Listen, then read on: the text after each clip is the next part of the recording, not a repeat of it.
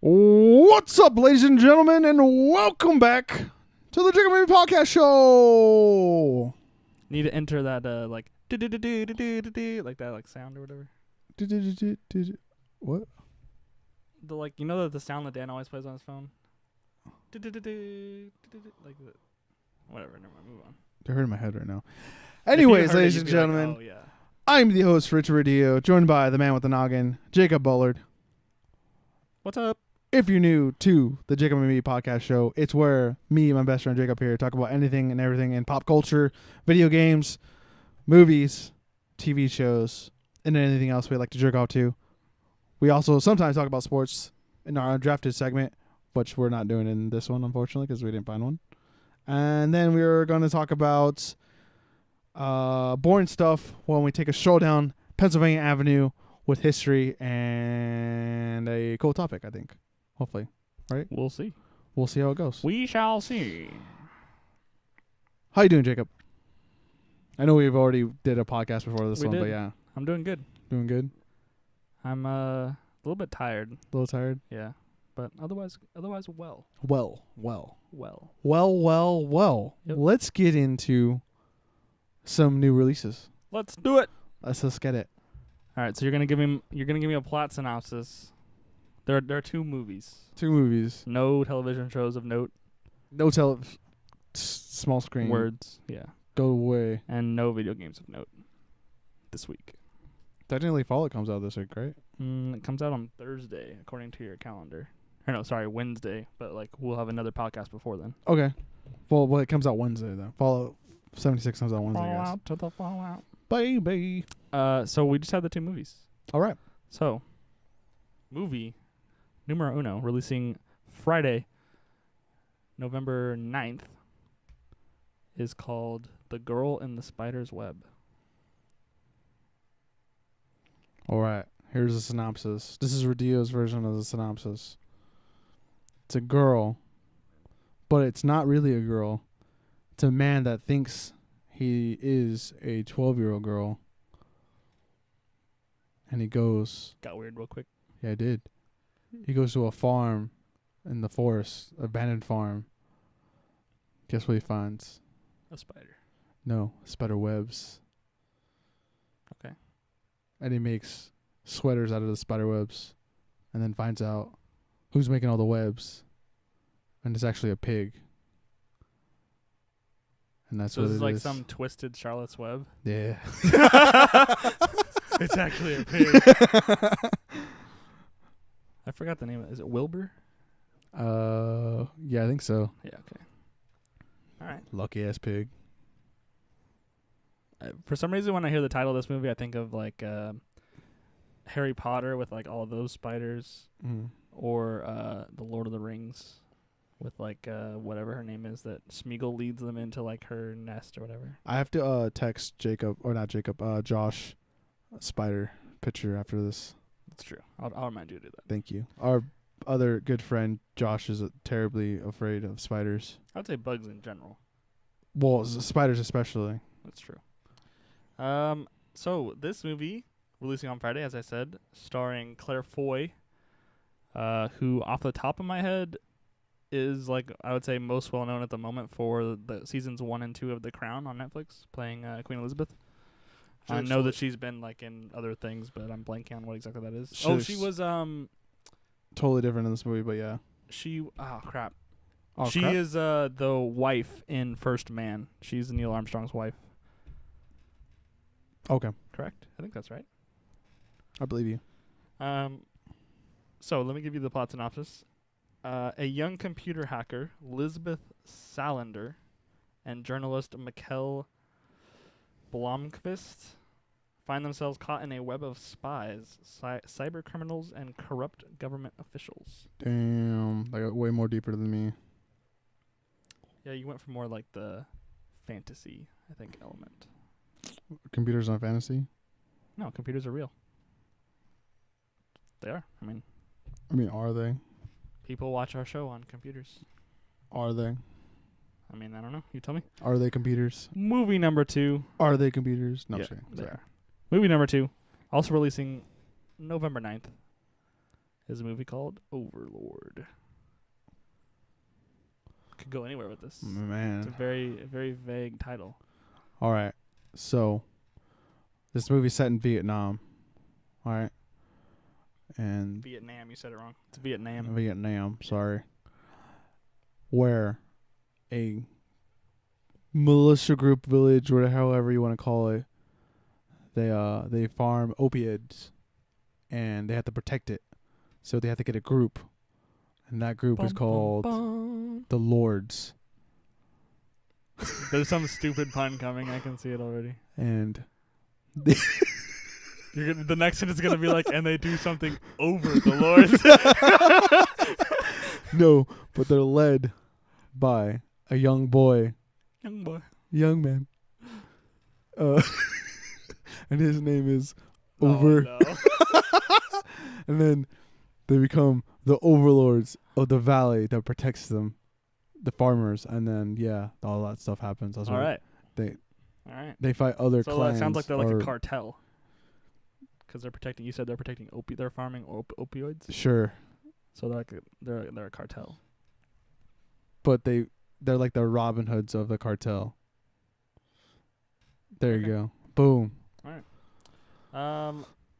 So the synopsis for this is actually really short. It's only one sentence. It is the story of 2 American soldiers behind enemy lines on D-Day. That's all it says. Isn't That this is literally all it says in the the zombie movie? It is. So, but you would never guess that by The literally the synopsis. synopsis is just that one sentence. I do not recognize any of these names. Jovan Adepo. One of the guys is in the Marvel Shield. Yeah, in this movie. He plays Fitz in Agents of Shield. Yeah. He has like a completely different voice in this. Oh, and then he was in 22 Jump Street, and then he was in another movie I'm not remembering right now. But one of the other actors, I've recognized him off of his face. Okay.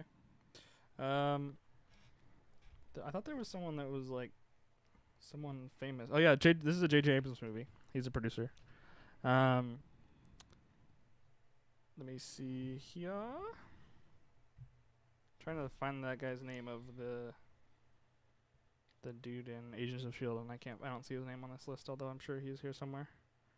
So yeah, I remember the first time I saw this trailer thinking like, oh, another cool like World War II movie is coming, because like it starts with like them airdropping on D-Day.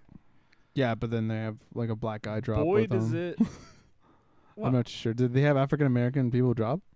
Probably, yeah. Okay. Well, like, wasn't it pretty? It was pretty segregated at the time, though, so it's not like historic. Fairly segregated, yeah.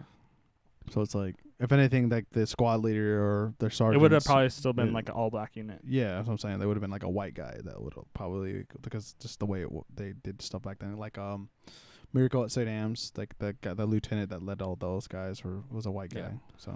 Yeah. So yeah, this is set in World War II on D-Day, and it is I That's not guess racist, like a by the way. zombie. Yeah. Horror sort of thing. They find it kind of feels like Nazi zombies from Call of Duty the movie. Mm-hmm. Where it's just like kind of ridiculously over the top. Yeah, it seems interesting though. The trailer's been really good. It's been getting really good reviews from, I think it was aired at the Toronto Film Festival, or one of those like within like the last month or so, and it got fairly good reviews. So I'm looking forward to it. It looks all right. I'm not a fan of like zombie genre kind of movies. Neither am I, but like this one specifically, like this type of zombie, I'm not really into. I'm more or less into like the disease kind of, like natural disaster kind of thing, like with 28 Days Later or like The Walking Dead, stuff like that kind. Like I like that kind of zombie more than this. All right, fair enough. All right. So that's it. Just the 2 movies. Not a lot happening this week. It's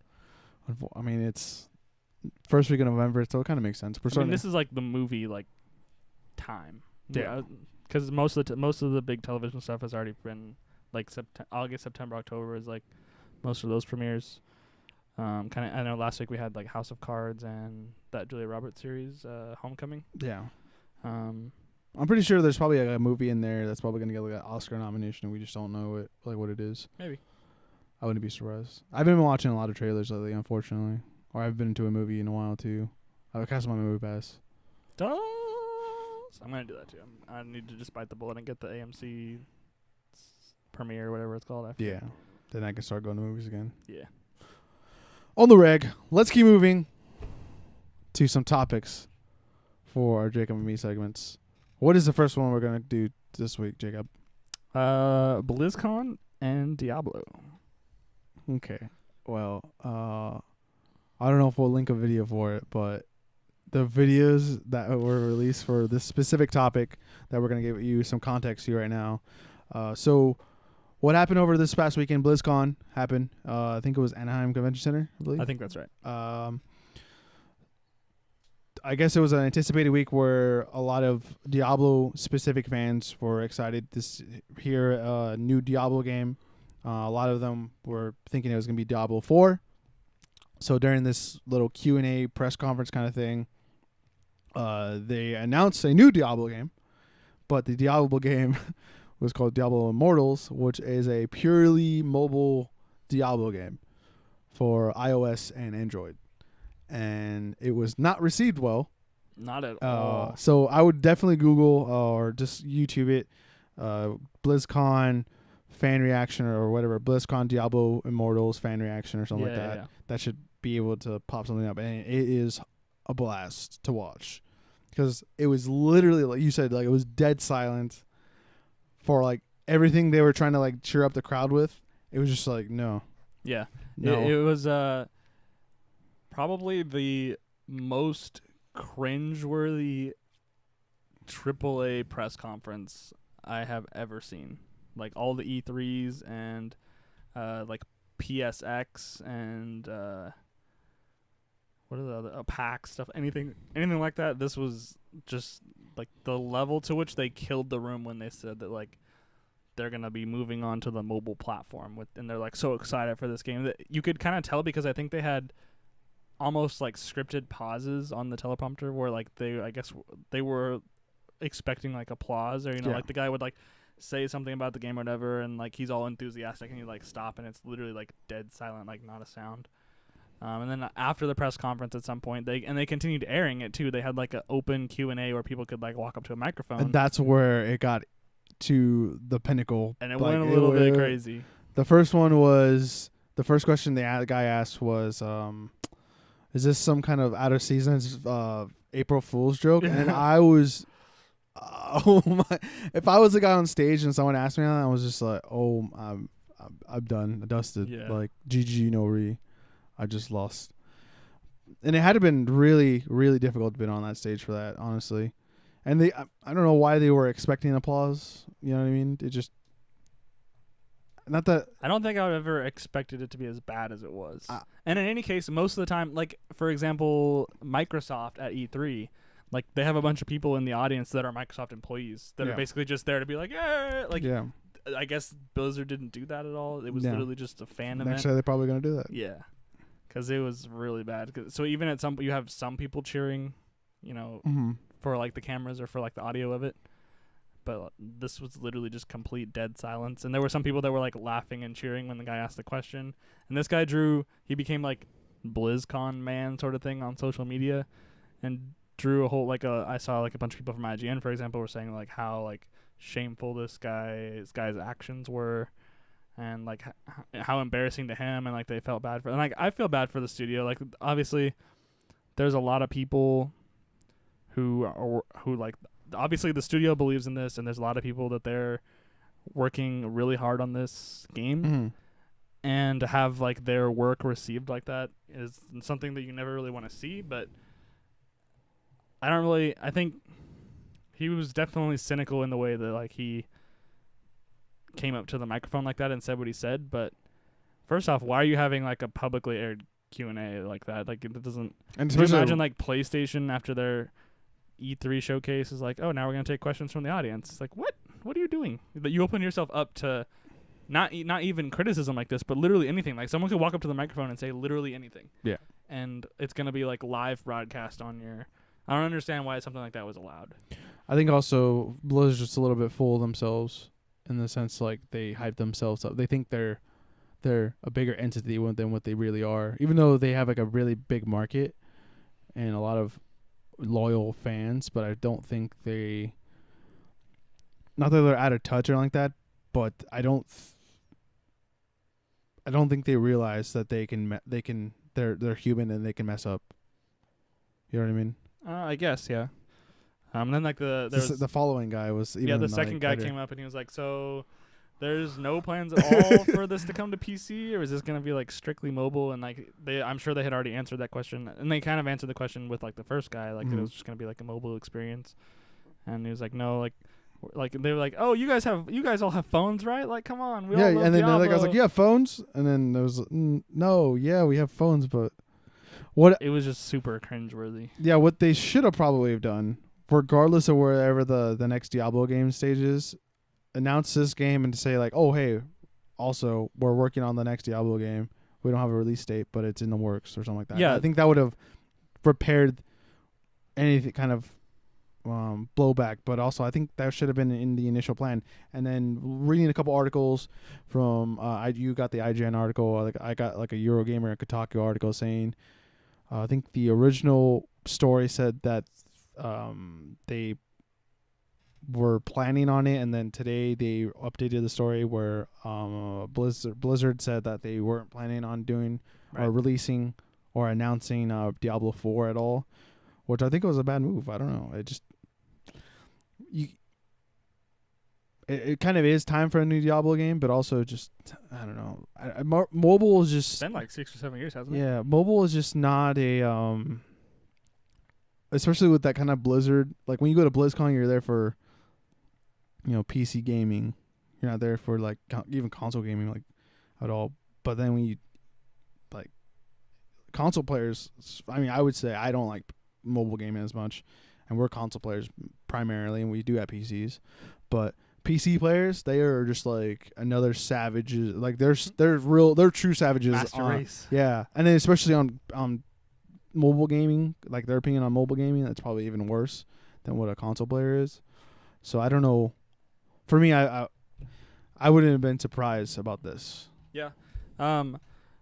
Obviously, I think, as I said before, that the way that they open themselves up to public questions like this is a questionable practice at best. It's like they should have, if they're gonna do something like that, they should have like taken tweets, so like they could screen them, and then you're able to frame it in like a little bit more positive light too, because you can like pick and choose the tweets that you use, and not just have like a random person say anything at the microphone in the middle of your press conference and like publicly humiliate you. Yeah. But this is kind of what might have happened to, say, Bethesda, for example, if they didn't announce Starfield and Elder Scrolls 6 at the end of their press conference, because like all they had was like they had that really weird like rock band performance, not rock band the game, but, like, for Rage. Yeah, 2? for like going into Rage, and then they had and basically a whole like reiteration of everything they said about Fallout 76. And then like had they not had those two teases at the very end, like that press conference would have been completely pointless.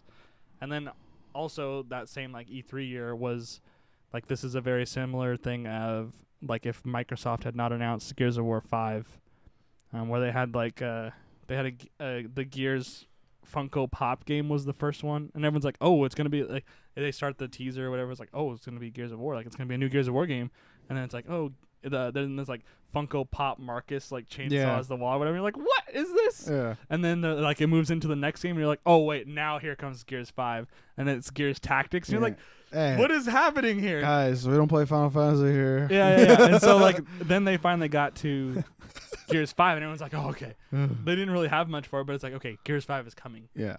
So I know that, especially those two guys that were up on stage, it must be especially painful for them because they know what's in the works, like in the pipeline, and like maybe they just weren't ready to reveal that. But yikes, this was really bad. It could not have been that hard to just create a Diablo 4 logo, and then there you go, guys. And then you could have changed it for the cover and everything. Yeah, even look at like what Nintendo did with Metroid Prime 4. Literally the only thing that they didn't announce like a release date, a title. Nothing. It was literally the number 4 with like the Metroid like little lightning bolt ball thing, and that was it. And everyone's like, "Oh my god, that's Metroid Prime!" Yeah. Like all they had to do was put like D. 4, like D with like in like the Diablo font and like 4 in Roman numerals Yeah. or something like that, and like that's all they would have. Or like the one like line that makes the D, Yeah. and then all the other ones in between, I guess. Yeah. So anyway, this was definitely like I feel bad for them, and the guy probably shouldn't have said what he said, but Diablo or Blizzard kind of brought this on themselves. And that's where I disagree with you. The guy had like all the right to say something like this because I think Blizzard needs to wake up in a way. Because I don't know. I like World of Warcraft for a time, but they haven't. I mean, Overwatch, yeah, but that was more than a couple of years ago. And like, what have they really done since? Overwatch, I think, was like 3 winters ago. Yeah. And they haven't really. I know they're slower at making their games. They're kind of like a Rockstar kind of timeline, but still, it just, bro, come Maybe on. 2 winters ago for Overwatch. I'm actually 3 years seems a little long, but maybe it has been. 'Cause I don't think we've done like 3 like Year of the Dragon things or anything like that. Probably. Wait. When were the Olympics? 2016? No, I think it maybe has been 3 years. Yeah. Because I remember they had like the Lucio event when the Olympics were in Brazil.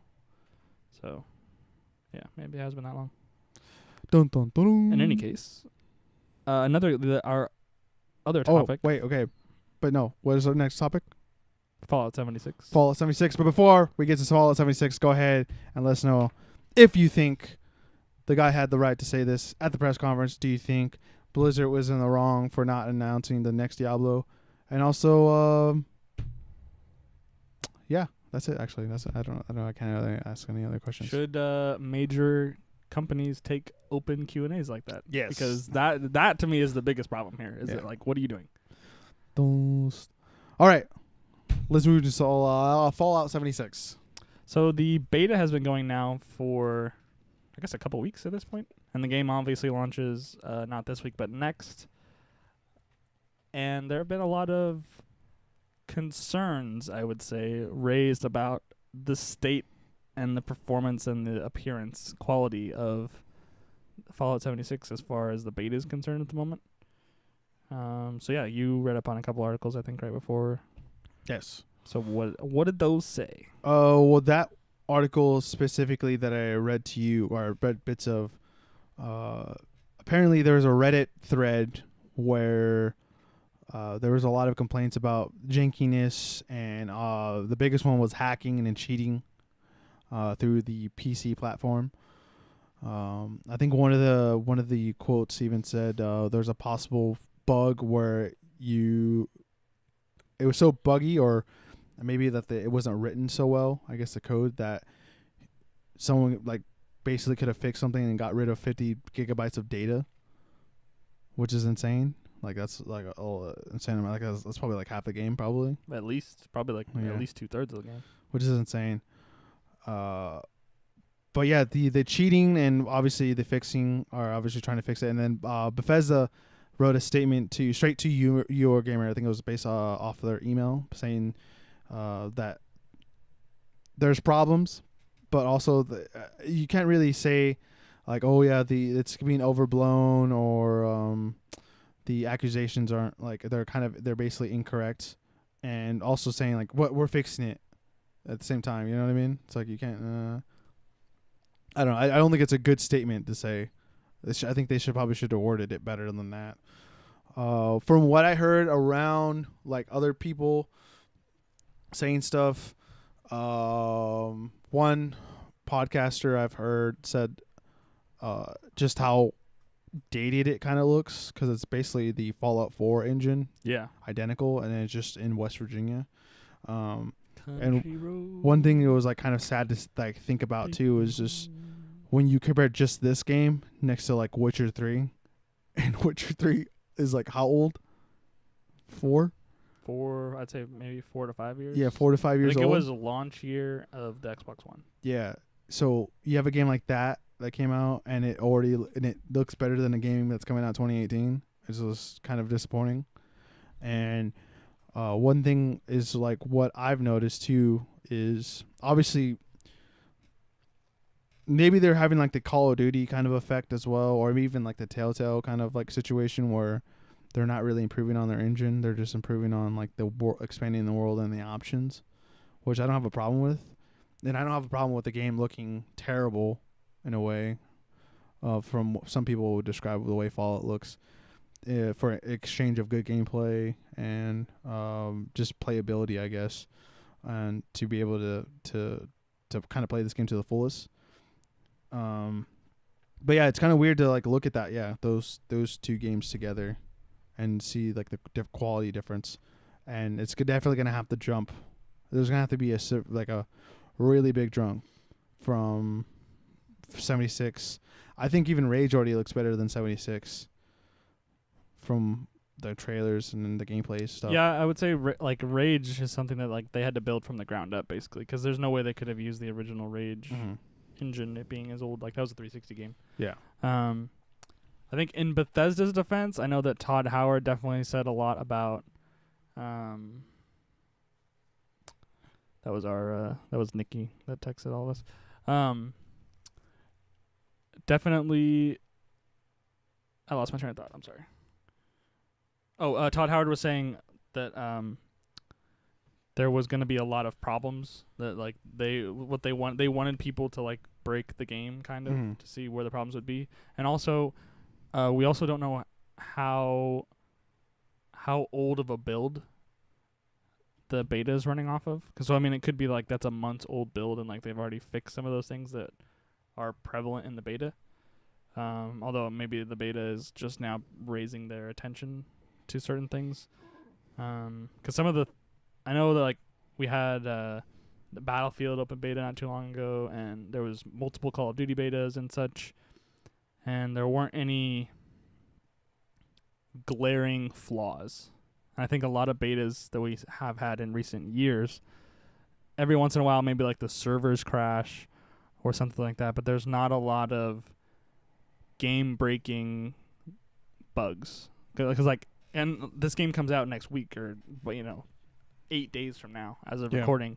So that's a little bit concerning, that the not only the quantity of bugs, but like how bad they seem to be. Like half your game is getting just deleted off of your hard drive, supposedly, according to that Reddit thread. Yeah. Like that would be really concerning. I'm not so much concerned with the graphics. I think I never really expected this game to be a real step up. It always to me looked like Fallout 4. Well, no, I was just saying how they've really not made much improvements, even going back to probably even like Skyrim. Like it's like very similar looking, I guess. You know how Call of Duty is like the same kind of like look for like the longest time too. Yeah. So that's what I meant. Okay. With that, even like Telltale, they've made like no improvements. Telltale went bankrupt because they refused to make improvements. Exactly. So I'm not saying Bethesda's gonna go bankrupt, but I'm saying no. I'm concerned about the teams that are working on the Skyrim and Fallout games. That what's the holdup? But I mean, why isn't, I guess they're making steps to like make it like look like Witcher 3, but you probably have to build something from the ground up, I'm guessing. Yeah, it's possible. But still, to me, is the most glaring thing is just the proximity to the full game release, that stuff like this exists. It's something that could put it in danger on launch. Like, I think of what's a good example? Maybe like the Master Chief Collection, where like you literally could not do anything multiplayer for like months in that game because it was broken like from launch, and they just weren't able to fix it in a timely manner. Like if they have as serious of problems as, or even after supposedly they could they made those like updates and fixes, they still had like not major problems but issues.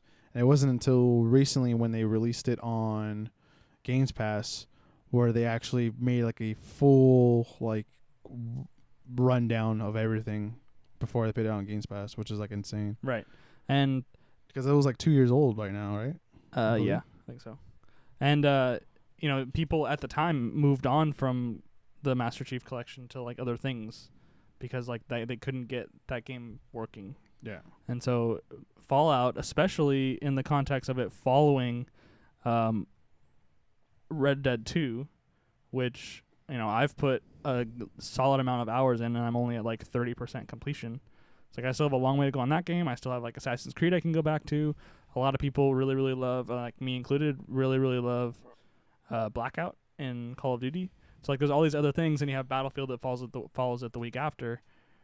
Like if Fallout 76 is broken, like it might be kind of dead on arrival. Yeah. Like people are gonna go back to other games that are working properly.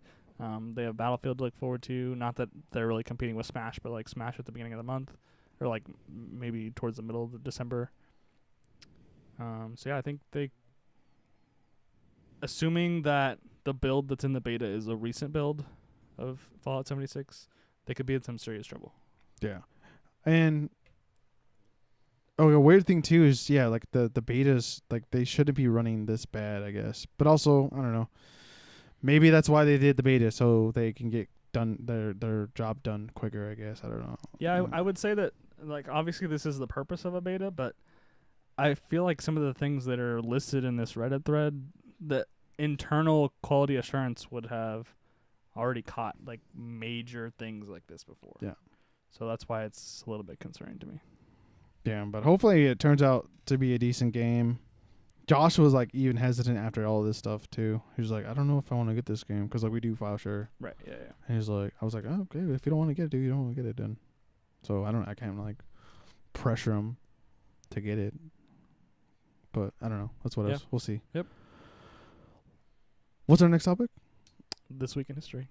But before we get into this week in history, go ahead and let us know down below. Are you concerned about Fallout? If there's any updates, because we're recording this on the 6th, and the update story came out this morning, I believe. This particular story I think came out today. Never mind. Yeah, this morning. But if anything else, new details, let us know in the comments down below. But yeah, are you stoked for Fallout 76 or are you not stoked? Let us know. Get it. Love it. Get it, got it good. Let's keep moving, sir. All right. This week in history. Ooh, Shifting gears to our Pennsylvania Avenue segment. Take a drive downtown. What day are we starting on? Sorry. Did you just make up that song, or was that Kind supposed to be? Okay. So the first day will be Thursday, November 8th, and this technically runs through Wednesday the 14th, but I didn't actually have anything for Wednesday the 14th, so it kind of ends on the 13th. But it's Thursday to Wednesday of this week coming. So let's start it off. November 8th, in the year 1793, the Louvre opens to the public in Paris. Ooh. Probably, I would say, like this and maybe the Natural History Museum in London are like the two, and maybe also the museum in Cairo, I guess, maybe in Egypt. Like I think like those of like the major world museums. I actually got to visit the Louvre about 15 or so months ago now, and it's like where the Mona Lisa is. Yeah, because we Stuff talked like about that. We talked about the Mona Lisa last week. So so the Louvre opened to the public 200 and quick maths 23 years ago. So what was it? 25 years ago. 1793. Damn. This is like French Revolution kind of time, and then also just Napoleon's like uprise. It's kind of interesting because to open up a place like that and then you're basically like capturing history in front of you too. Yeah. Which is really cool. September 8th, 1889, Montana becomes the 41st state in the United States. Montana, home of the Grizzlies. Sure. Isn't that yeah, that's all they really have out there that I can like think of the top of my head. Whole lot of land. Whole lot of land. Whole lot of forest. A lot of grizzlies. Yeah, I think the only thing else I know about that is there's a YouTuber that I like. His name's Joe Beretta. He's part of the Valley Folk, and he is from Montana. That's it. That's all I know. Okay. November 9th, 1848, the very first post office in the United States opens in San Francisco. 1930. No, 1848. 48. Okay. That's a long time ago. Yes, it is. Mm-hmm. And then so it was like right around the gold rush. Gold rush. Like right before the gold rush. And the Civil War. Yeah. Yeah. October 9th, 1939, a very sad day in history. Nacht is the Night of Broken Glass in Germany. Oh. So the Nazis, this was kind of like one of the first like major public steps that the Nazi party took against Jews, or like they went around like destroying businesses and synagogues, and they arrested like hundreds of people, and yeah, kind of like this. I wouldn't say like the start of some very dark times, but like definitely like a big step towards it. Yeah, because as soon as Hitler came into power, he basically took and made Jews like second-rate citizens like right after. Yeah, which is like pretty quick, because that's like drastically quick, and the Jewish community in like his area was pretty fat. You know what I mean? Not like fat as in like, but just a lot of people. there were a lot of people. Yeah. I understood what you meant. I'm not calling Jewish people fat. They're not fat. There's some. I mean, I don't know. There's some. I know. No, never mind. November 9th, 1989, the Berlin Wall is opened after dividing the city for 28 years. Damn. 1990. Oh no. 1989. 89. Yeah, I remember watching videos of people on the eastern border like rushing to get over, which is insane. That's how bad it was. That's how bad the Soviet Union was. It's really weird because Or Eastern Germany, sorry.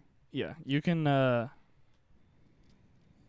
still tell the difference between the city on either side of the wall. It's like there's a lot of variety in like the architecture and the buildings and just like the layout of the city in Western Berlin. And then once you get on the other side of the Berlin Wall, it's all just like kind of bland boxes are all the buildings. It's really strange how you can there's still just such a stark difference between the two. Interesting too is because the city was basically bombed to rubble during World War II. So basically, you had two cities built next to each other, and you can see just the total difference. Yeah, just like the way the Allies rebuilt Western Berlin and like the Soviet Union rebuilt Eastern Berlin. Quality. Yep. Over quantity. November 10th, 1775, the United States Marine Corps is founded. So I guess that I assume that the Marine Corps Ball is this weekend, which is always like their like big like birthday celebration. Yeah, I think Paul, because Paul was in the Marines, I think he's gone to one of those. I think he talked about it with JR maybe, I don't know. Oh, okay. About going to like, he got invited to one, because I don't know if they have different ones over the country, I guess. Yeah. But I think the specific one, there's like a specific like big one where they invite certain, I guess, people, and like he got invited to one, the bigger one. That's I remember cool. him talking about that. That's cool. But yeah, because it wasn't Congress that ordered a standing army or something like that. Well, this is different from like the Continental Army.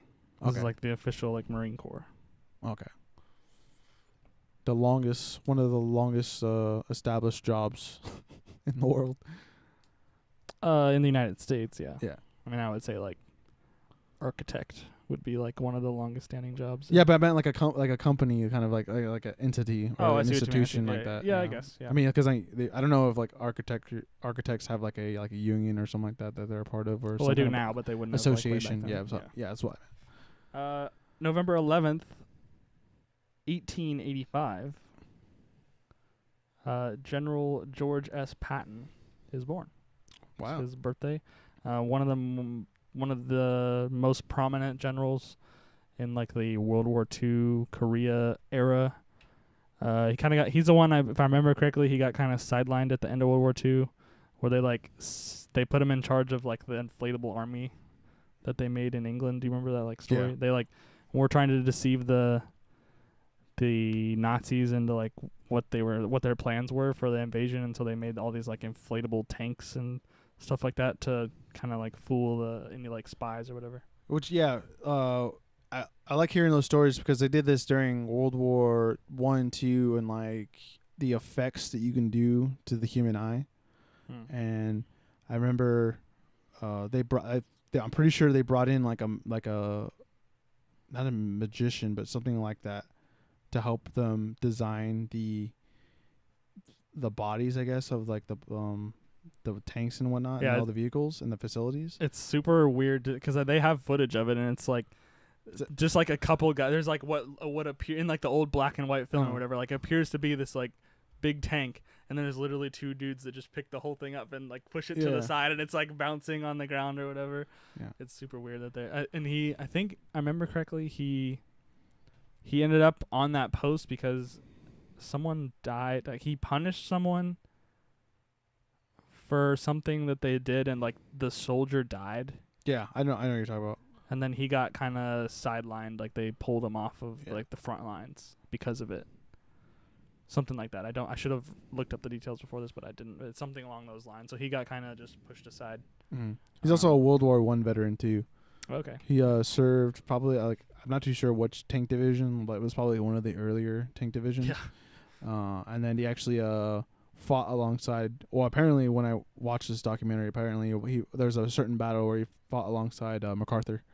Oh, okay. Which is kind of cool. Yeah. Like, whoa, dude, MacArthur, that's sick. Patton, damn, you guys are gonna lose.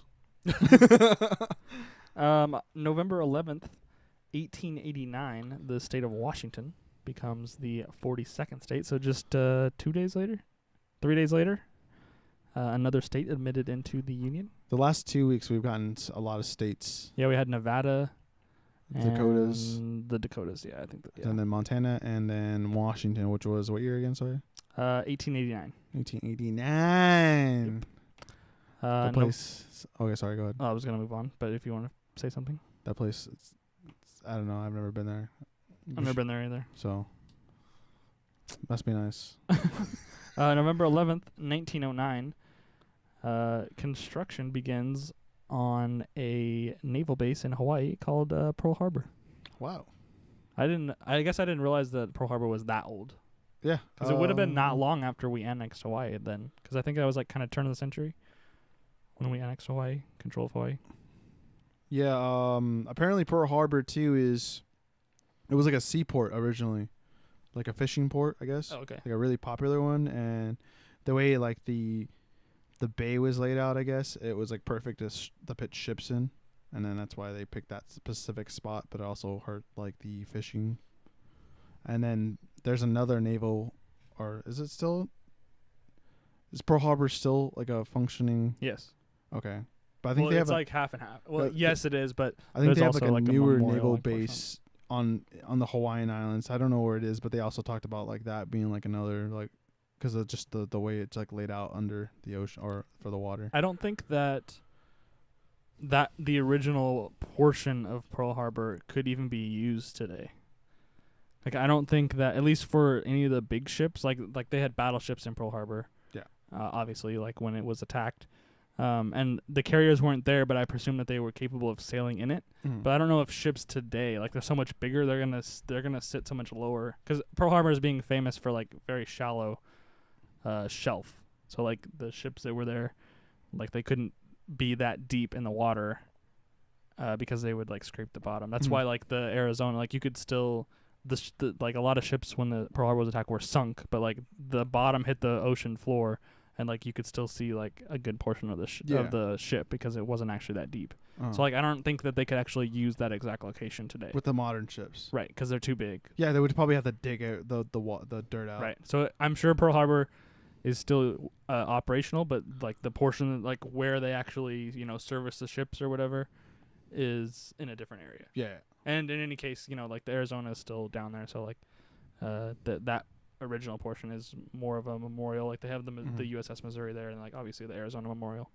Yeah, which is kind of weird. Like not that many. I'm not just, like downplaying like how many ships we lost, but we didn't lose that many ships when you look at the statistics. I think it was only 2. Yeah, like 2 were out of like basically out, and then the other ones were basically repaired. Yeah, all the other ones were floated, so like they put like air bags basically like into them, brought them back up to the surface. I think if I remember correctly.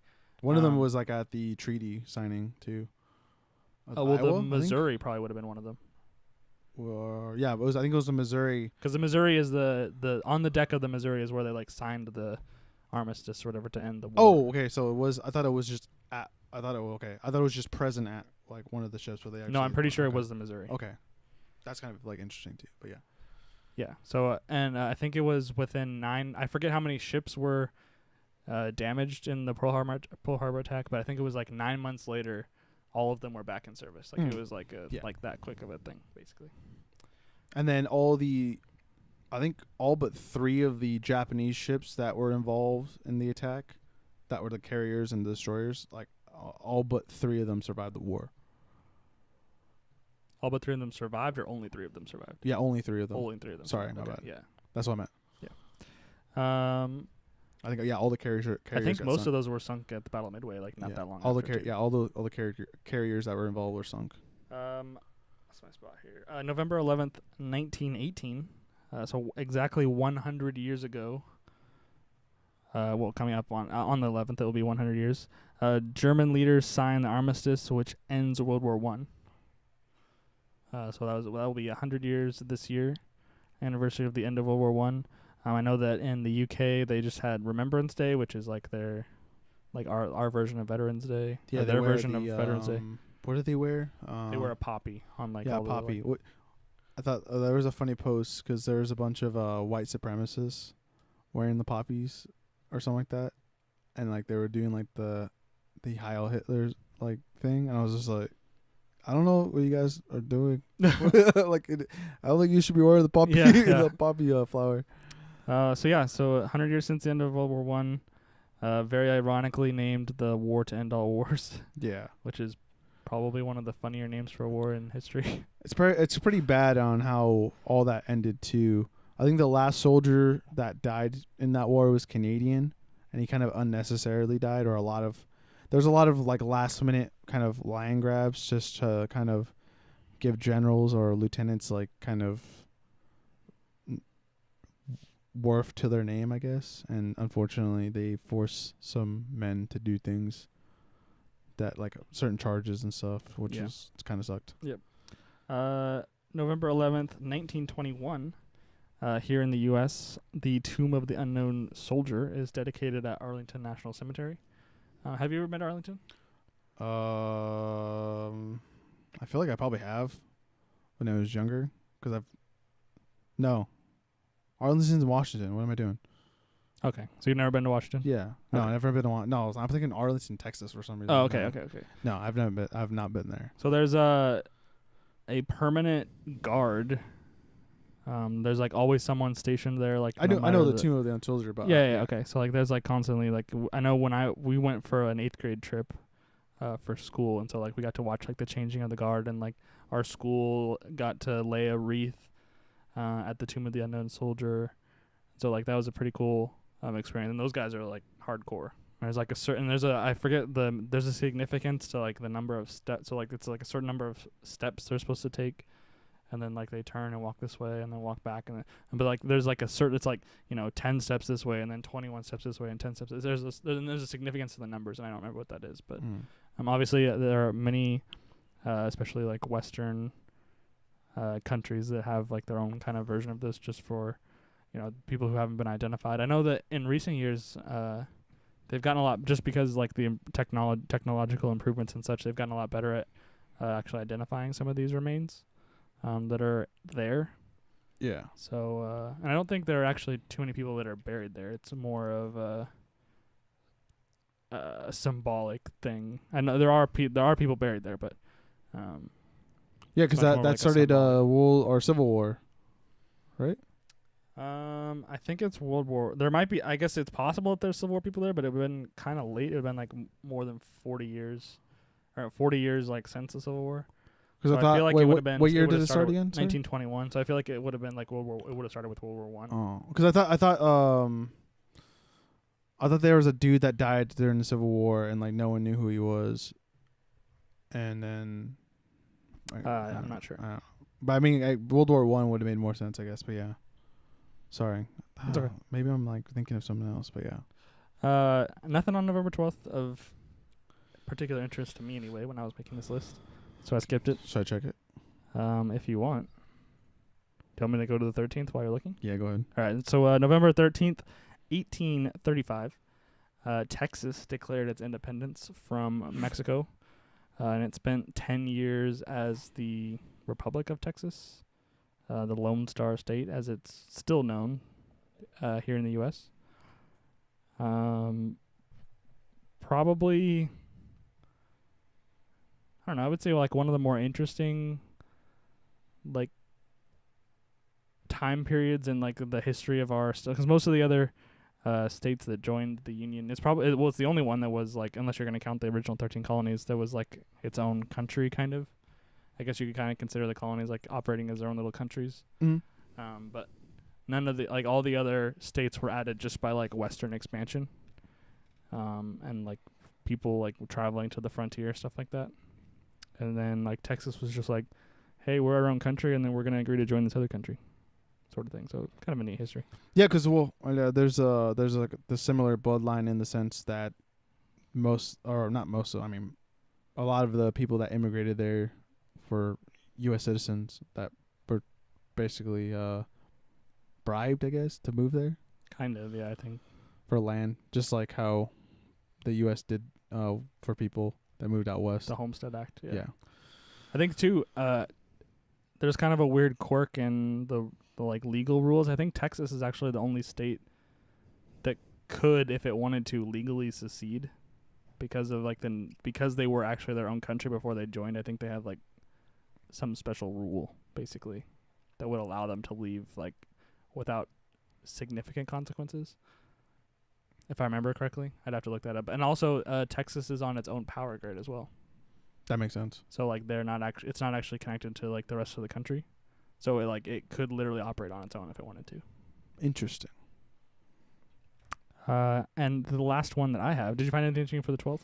Yeah, the first experimental blood transfusion took place in Britain. Yikes. What year? Well, it utilized 2 dogs. This Okay. was 1666. Yikes. No, you could not sign me up for that at all. A blood transfusion in the 1600s? No, thank you. Scottish explorer James Bruce discovered the source of the Blue Nile on the Lake Tana in northwest Ethiopia. Okay.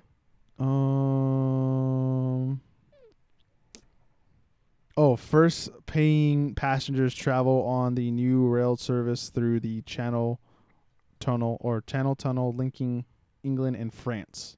Okay. The Channel. Yeah, and then there's nothing cool on the birthdays. Yeah, okay. Yeah.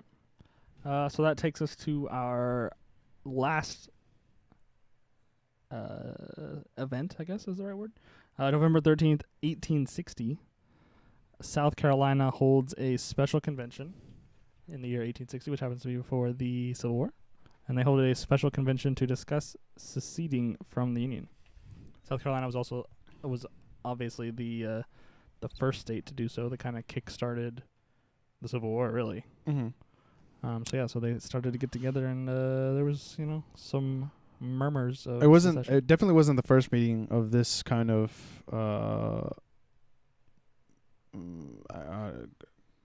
I think it was the first officially recognized. Where it's Congress actually met for the purpose of discussing secession, not just people talking about it or whatever. Yeah, no, but when who left office?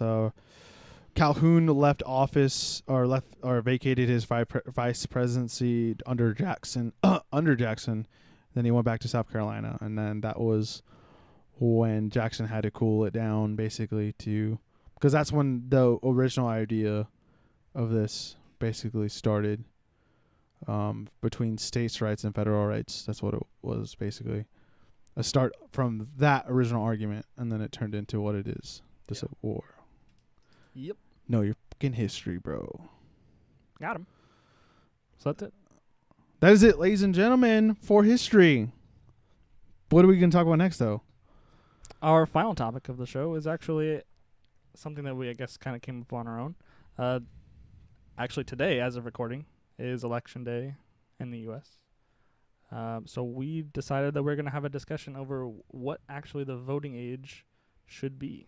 But before we do that, go ahead and comment down below on history and what you guys liked about it, what we missed, and any other details on what we said. Let us know down below. All right. Next topic, just like you just said, voting age of what we think it is or what it should be.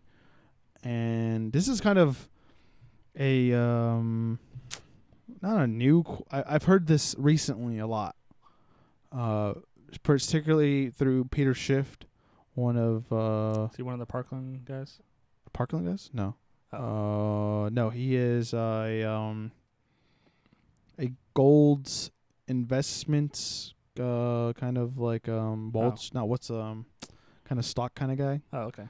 I discovered him through Joe Rogan's podcast, and then now I just listen to him, and he talks about like a lot of economic stuff. Basically, he lives in Costa Rica, which is kind of smart. But regardless, he's kind of like the reason why I kind of like clicked when you told me, oh, we should talk about the voting age, because like I said, the elections are happening literally today, right now. People are voting as we speak. I'm sure if we looked, there'd be like already some early results in. It's 3:30, so it's 6:30 on the East Coast. So I'm sure that there's plenty of early results coming in right now. Yes, but we are going to be talking about what we think the voting age should be. Well, you texted me this idea, which is like, oh man, this is awesome. Like, we're starting to really come up with like our own kind of topics and not have to like look at headlines in a way. Even though this has kind of been a headline, but this is not really like a. It kind of just fits the timing of what's going on right now and today. But yeah, I want to hear yours first, because I already technically told you. You did tell me yours. I told you the number, but I didn't give you like a reason why and everything. You're right. So the way that I go about this, so like the reason I thought that like that guy was like a Parkland thing, that was what I was going to bring up. So recently, especially in the wake of the Parkland shooting in Florida, was that in Florida? It was Florida, right? Yes. Stone Douglas. There were a lot of people saying that like the voting age should be lowered to 16, because like obviously the policy is directly affecting like those people, and they should have a say like in what's happening, because like they're affected by the decisions that the government makes. I think that my number is actually higher than yours. Believe it or not. So how I went about this, and you might have gone about this the same way, like with your number, because your number is the bottom end of this like spectrum. So you have to be 25 to be a representative at the national level, and maybe the state level too. Maybe the state's laws are different individually, but at the federal level anyway, you have to be 25. You have to be 30 to serve in the Senate, and you have to be 35 to be president, which is why my number is 35. Damn. I think that not like people should be voting, like you should be voting from a pool, or like the pool of people should be people who are eligible for the position they are voting on. Okay. In theory. I get what you're saying. So, and now this also has a couple of side effects that I like as well, like purely just from that. So, at the age of 35, you're much more likely in any case to have like a stable social, financial situation. Obviously, there are exceptions to that. You have about, like compared to the current voting age, you have 17 years of experience of just like working. You're like, I understand, but like this is like obviously a generalization, but somewhat true as well. Like you have more experience, you have a better idea of how the world actually works. Like when we first voted at 18, like we didn't really have an idea of like. I had a decent idea like on who I voted for that election. I didn't vote for Obama because of the things I researched, and then okay. I mean, the things I would say on average, an 18-year-old is much less informed than someone who's 35. Yeah, and just like I think that experience would raising the age to 35 would, like obviously the voters are more likely to be better informed. They're more likely to have some experience with how our country is operating, like on an economic level, on all sorts of different levels. And I think the more important thing to me is that it would be slightly more stable, especially in the context of like the divisiveness that we see in the U.S. now. And like I think that people at the age of 35 are less likely to be susceptible to like emotional outrage and reaction. kind of like allowing their emotions to dictate policy. It would be more difficult to do that at like that age. You're basically like slowing the.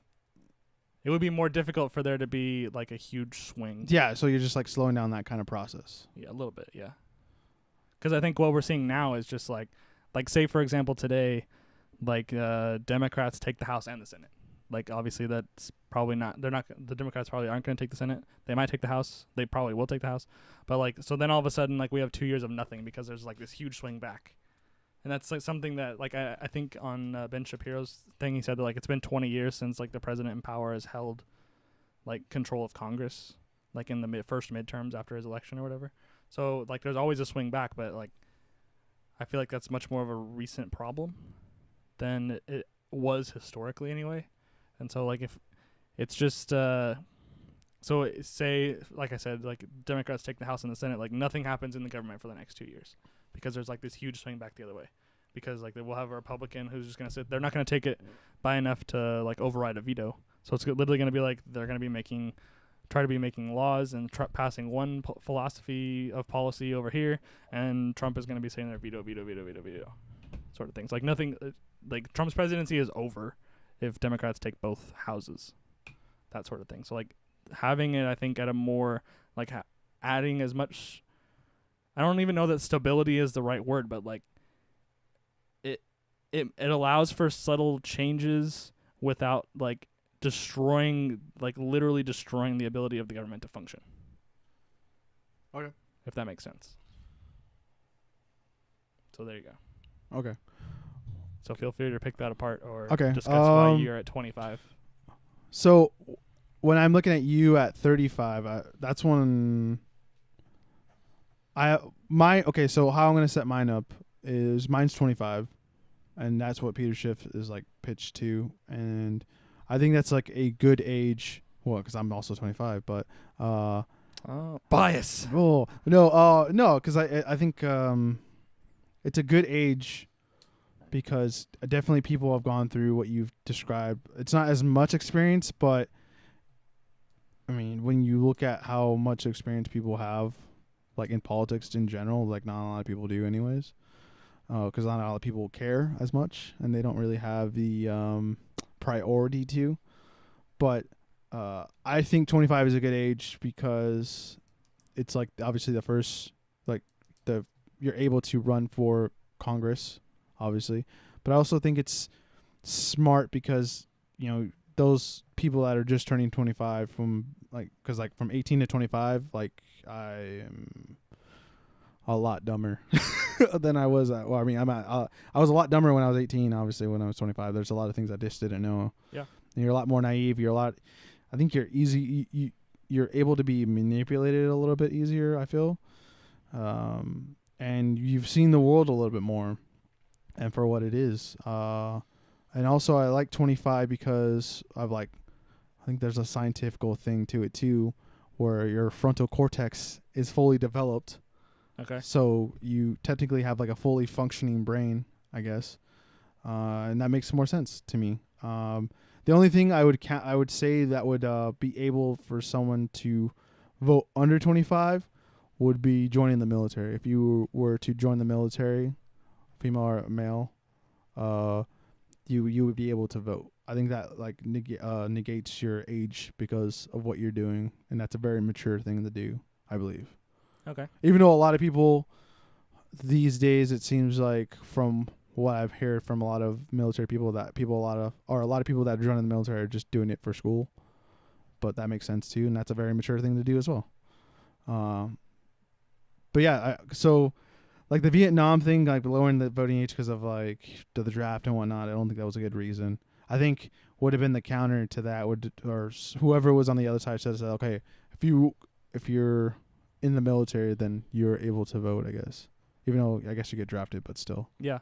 Another thing I would say as far as like having the age even higher than that is like not this is a knock against like either one of us, I guess, but just in the society that we live in now. A lot of people our age are living at home a lot longer. Like both of us are still living at home.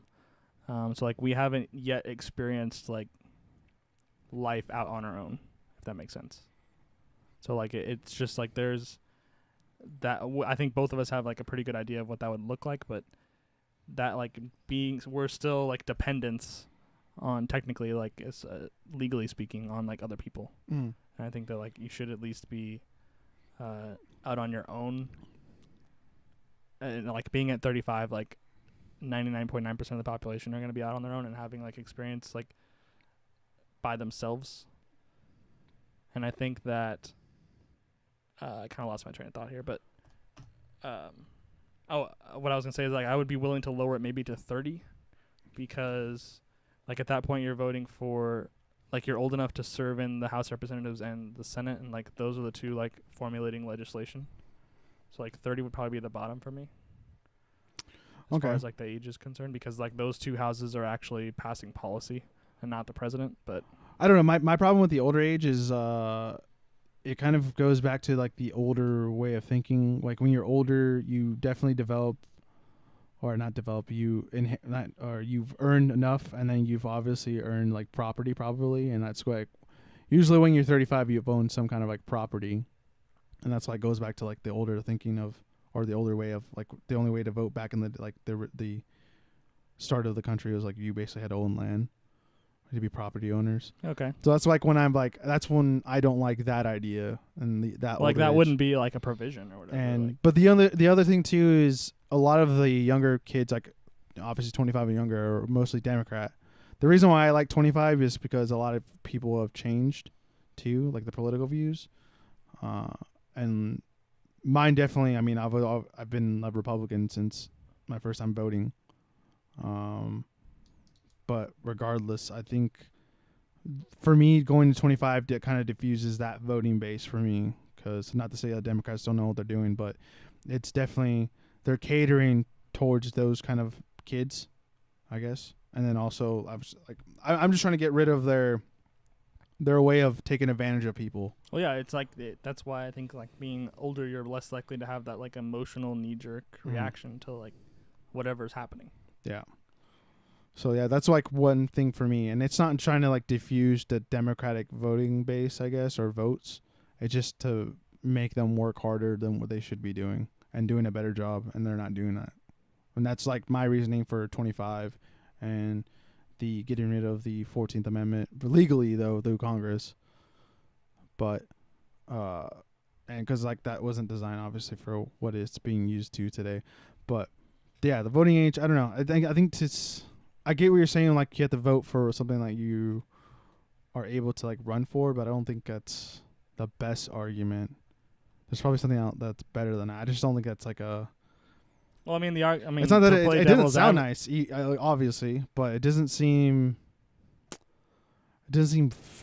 I guess fair or. Well, the counter argument, sense. the obvious counter argument, is the same of the people that are trying to get the voting age to like 16. Like at the age of 16, most people have their first jobs.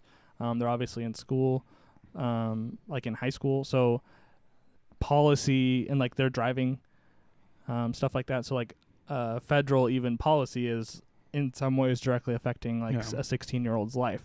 So like that would be like the counter argument to my own thing, is that like now you're excluding even more people whose lives are being like directly impacted by like the decisions of people who are 35 and older. And like that's a fair point to bring up, but I think that like it's not like those people aren't going to have their time. They're definitely going to get a chance. Also, not to say that like kids in high school shouldn't have a say, but I don't think they're ready to have a say too at that age. Like, do you think it should be 21? I think it should go back to 21 for sure. Just look, it's just scary sometimes when people just like they're in high school and they're taking history classes and they're unless it's their teachers or something, and it doesn't make any sense on how they think things work. Like in my head, when I think of like Democrat kind of policies or ideas, some of them I like, but some of them I'm just like, when I really think about it, I'm like, that's not gonna work. Because like there's too many like things that conflicts with, I guess, or certain ones. I'm not gonna give an example, but there's things that they want to do the thing immediately, and they want to do it like nice and like now, but like the repercussions of like the long term effect of it doesn't benefit anyone. Yeah, and it's also not to say that like people younger than that couldn't like work to influence like an election, like that they couldn't still have, obviously like they're not voting themselves, but like work to convince other people of the merits of their uh like beliefs. Yeah, I think Ben Shapiro and Dave Rubin had a Parkland survivor who kind of broke away from fight. What's it called? Something for Our Lives. March for Our Lives. March for Our Lives. He broke away from that and started his own little thing. But he talked about how, fuck, what was I gonna say? Shit. What are we saying right now? Parkland survivor broke away from March for Our Lives. But before that, what was saying like not the like people younger like not eligible to vote can still have like their voice heard. That's what I was saying. I forgot what I was gonna say. He talked about just God, I'm like it's like escaping me right now. It literally fell out of my head. Jeez, Pick it up. I can't. No, he was on there and he talked about how. Oh my goodness, it's not hitting me right now. It was like a decent point too. Bum, bum, bum, bum. Oh no, how they weren't ready to be in this like the spotlight like that, and how much he did not know about gun laws and everything. That's what I meant. That's what I was gonna say about how you don't really you're not really exposed to like real laws and like the way the world works through high school at all. And you need to like leave high school to like mature and do stuff like that. Yeah, that's basically what I'm saying. I just feel like that I want to take that in conjunction with the fact that like once you're 35 you can be president. And there's outliers in their high school, like where kids are like actually supporting their helping, like have to help support their families and stuff. That have like they meet real world challenges that probably have like a good opinion. But there's definitely a lot of like there's a majority of kids that just don't know how the world works. Yeah.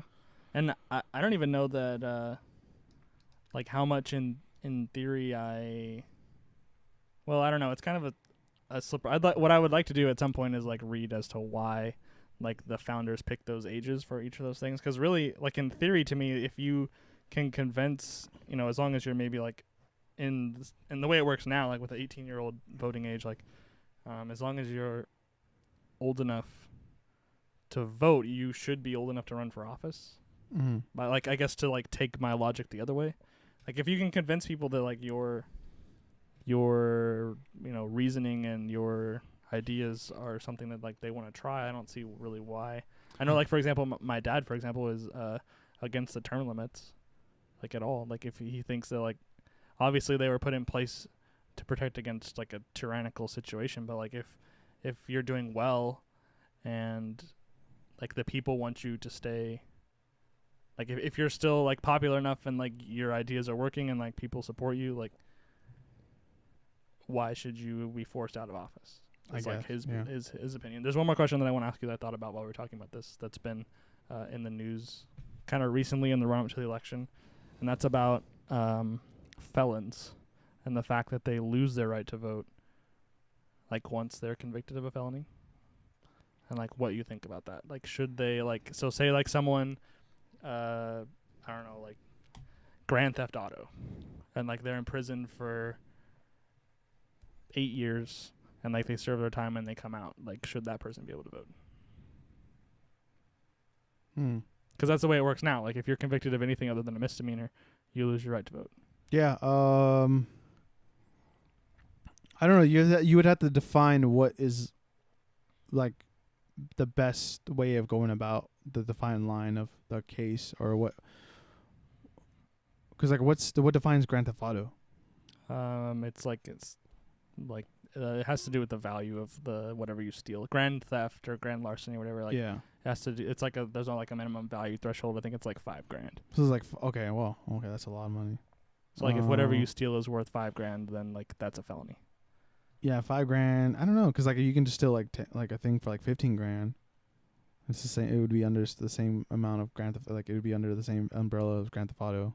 Mm-hmm. You know what I mean? So, Well, yeah, but the prison sentence will be worse for like a bigger. Okay. I don't know, man. That's a tough question. So like for me, I don't personally. I don't really mind the way the law is. Like I feel like you have chosen to do something, and like this is one of the consequences of what you chose to do. So like in that sense, I don't really care whether or not, or like I don't mind that they don't get the right to vote back. But at the same time, there I think are a lot of things that I don't necessarily. I'm unconvinced either way that like they should or shouldn't be able to vote for like certain crimes. Like I think that if 100% for sure, like if you do anything that affects anyone else's ability to vote, like if they're even like physically injured or like or like for 100% for like murder, rape, like anything like that, like you're done. Like even if you serve your time, like I don't care. I don't want to hear from you. But there are a lot of other things, like I'm sure I can't really think of too many great examples, but I'm sure there are a lot of kind of I don't want to use the word harmless, but like it somewhat insignificant, like relatively insignificant crimes where people lose their voting rights for it, where it's like sure, I guess they lost the right to vote, but I don't know. It's a really tough question. Yeah, that one's because I think we need to like define the lines for those a little bit more to like really dig in and kind of break it down and see what kind of not argument or what kind of I don't know how do you explain not argument. What's another word for argument that's like a little bit nicer? It doesn't sound like you're trying to cause problems. Question, I guess. Yeah. No, case. There we go. Like to build a case to see if like my side is or the side that I want. Or I guess I don't know how to explain it. I don't know. You know what I mean though, right? Yeah, the I case think I'm trying to build for what would be the best solution or the solution for that. I guess. Yeah. Makes sense. Yep. But yeah, it's kind of that one's a little bit I would have to look into that one more. Because like once they've served, like again, depending upon the crime, like there are some pretty somewhat innocuous things that you can lose your voting rights over, and like once you've served your time,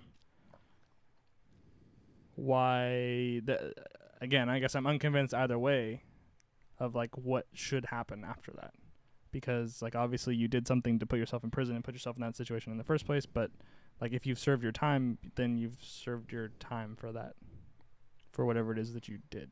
Mm. In some cases, I won't even say most cases, like in some cases. I get what you're saying. Yeah, it's just like weird. I don't know. That one, I'd rather have professionals deal with that one.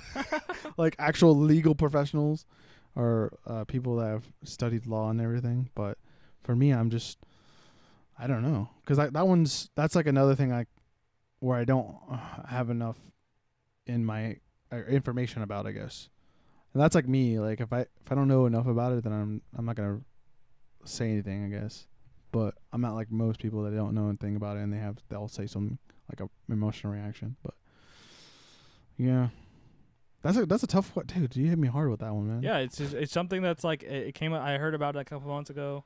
Like it's just one of those things. Like what if? I know this is probably like a very rosy like example, but like some guy is like desperate for money for a somewhat genuine reason.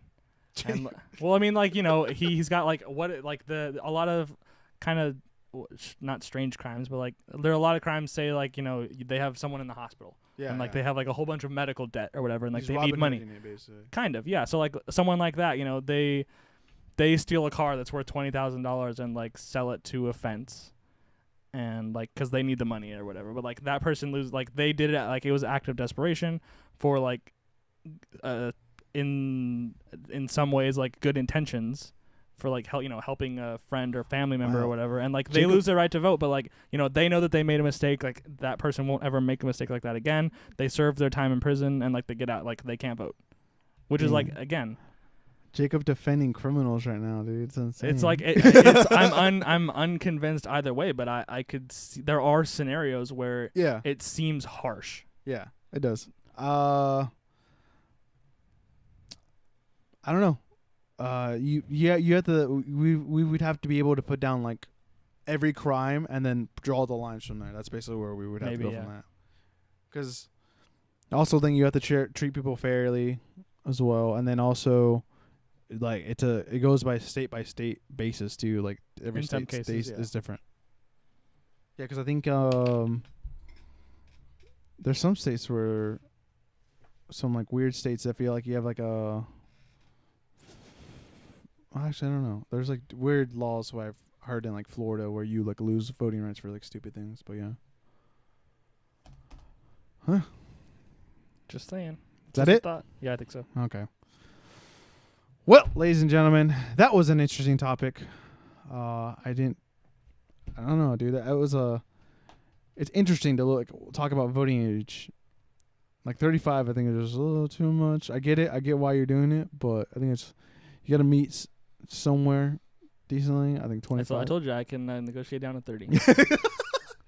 27. Nope, 30. Because 30 is 30. When you're at 30, like you're voting on House and Senate, and they're the ones that make the laws. Okay. Well, I don't know. It's interesting. Yeah. Anyways, let us know down below in the comments down below what the voting age should be. Should it be 16? Should it stay at 18? Should it go back to 21? Should it go to 25 like I've recommended? Or should it go to 35 like Jacob's recommended? Yeah. Let us know in the comments down below. And why? Don't just say you guys suck. He should be 12 or something like that. You know what I mean? Give us some good evidence and some stuff. And then maybe we'll talk about it again. I like this topic. This is fun. Just don't hit me with questions like the last one. I have been the host, Richard Radio, joined by the man with the noggin, Jacob Bullard. If you haven't already, please like the video on YouTube. Subscribe to the YouTube channel, College Avenue. If you're listening on the audio version, please give us a big old heart on SoundCloud. 5 stars, hopefully on iTunes. And then, I don't know what Google Play does, but hopefully it's like a thumbs up or something like that. And let us know how we're doing and share the crap out of it. See you guys later. Bye. Bye-bye.